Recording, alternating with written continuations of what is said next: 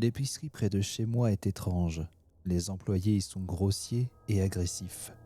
Si vous oubliez de ramener votre caddie, gare à vous, car ils vous suivent jusqu'à votre voiture en vous criant dessus.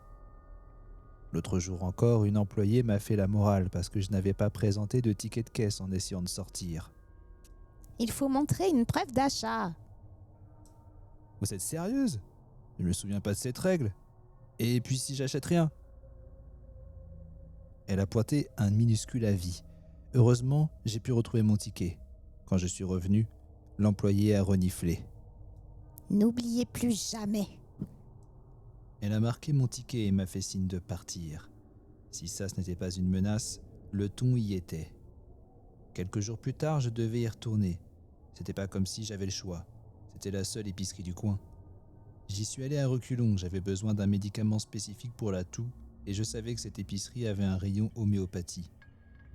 Je suis entré et cherché les herbes et compléments. « Vous êtes perdu ?» annonçait une voix rauque. Je me suis retourné et j'ai vu un employé chauve avec une vilaine cicatrice.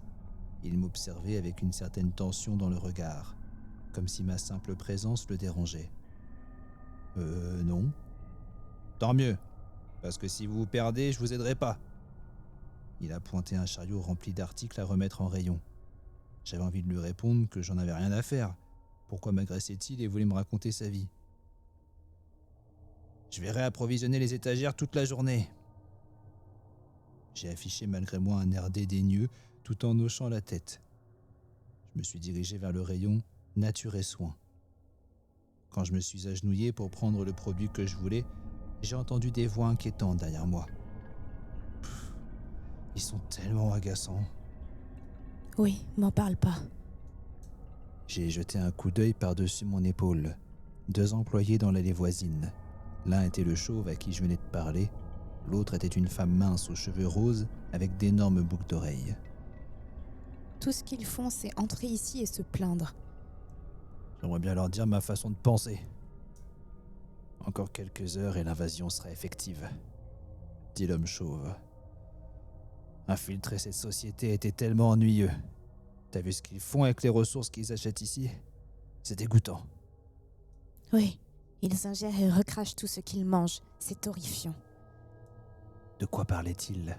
Sûrement des employés sous acide, ça expliquerait leur comportement. Je me suis dirigé vers les caisses. Quand je suis arrivé dans la file, un grand employé au visage couvert de boutons m'a accueilli. Vous avez trouvé ce qu'il vous fallait? Oui, merci. J'entendais encore l'homme et la femme parler de choses qui n'avaient aucun sens. Ils ne s'étaient apparemment pas calmés. Au contraire, ils parlaient encore plus fort. « Ça fera 20 €, dit l'employé. Oui, merci. » J'ai payé puis je suis sorti. Je repensais à cette étrange conversation. Était-ce une blague? Je voyais mal un employeur accepter que ses employés arrivent sous l'emprise de l'alcool ou de la drogue. Et ils avaient l'air très conscients de leur environnement. Plus j'y pensais, plus je me disais que, oui, ça devait être une blague entre eux. C'était la seule explication. J'ai démarré le moteur de ma voiture. En reculant, une main charnue a frappé contre ma vitre. C'était le grand employé. Son visage était bien trop proche de la vitre, comme une anémone de mer dans un aquarium. Ses yeux étaient injectés de sang. « Excusez-moi. »« Oui. » »« Vous avez oublié quelque chose. » Il a levé un petit rectangle en plastique. Ma carte bancaire. J'ai baissé la vitre pour récupérer la carte, alors le grand employé a passé son bras et a saisi le volant. « Mais laissez-moi partir ou j'appelle la police !»« Quand les lumières apparaîtront ce soir, ne sortez pas. » Il m'a rendu la carte et a reculé. J'ai quitté le parking sans prendre la peine de remonter la vitre. J'ai appelé la police et leur ai tout raconté.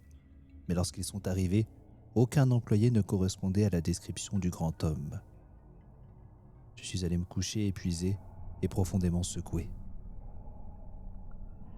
À 4h30 du matin, ma femme m'a réveillé. « Chérie, il y a des lumières étranges dehors. » Je me suis précipité à la fenêtre. En effet, des couleurs vives descendaient du ciel, se déplaçant dans différentes directions. C'est quoi ça? Personne ne sait. Ça a commencé vers 4h du matin et ça ne s'est pas arrêté. J'ai pris mon téléphone et recherché « lumière vacillante ». Certains articles affirmaient que c'était la Russie, d'autres parlaient d'extraterrestres. Dans tous les cas, les messages conseillaient aux gens de rester à l'intérieur. Quand les lumières apparaîtront, ne sortez pas. Les paroles du grand homme résonnaient dans mon esprit. Mais c'est quoi ce bordel ? Notre voisin venait de surgir dans la rue pour manifester sa surprise, ou sa colère, difficile à dire. Non ! J'ai tapé sur la vitre pour attirer son attention, mais il était déjà trop tard. Une lumière violette éclatante a frappé notre rue, et je l'ai entendu hurler. J'ai rouvert les yeux. Un amas de chair visqueuse gisait sur le trottoir. Les vêtements grésillaient comme un steak brûlé. C'était comme s'il avait été vaporisé. J'ai refermé les rideaux. Ce n'était pas réel. Des cris de douleur extrême remplissaient l'air. Les voisins étaient pulvérisés tandis que les lumières balayaient notre quartier résidentiel, incinérant minutieusement toutes leurs cibles. Le sol tremblait maintenant. Ma femme a jeté un regard entre les rideaux. Plus elle fixait l'extérieur, plus sa tête se penchait en arrière et ses yeux s'agrandissaient. Elle l'avait vu. Je la rejoignis. Le ciel était noir, une noirceur comme jamais la terre en avait connue. Les lumières partaient toutes d'un point invisible dans l'espace. Soudain, la température chuta. Le froid était poignant. Les lumières se rapprochaient à nouveau de notre quartier. Nous avons fait un pas en arrière et avons fermé le rideau solidement, ainsi que tous les autres de la maison. L'heure sur le radio-réveil attira mon attention. Il était toujours 4h30. Il ne fonctionnait plus. Ma montre, en revanche, indiquait 7h. J'ai voulu à nouveau regarder le ciel et l'horizon. Le soleil aurait dû être là, mais quelque chose le cachait.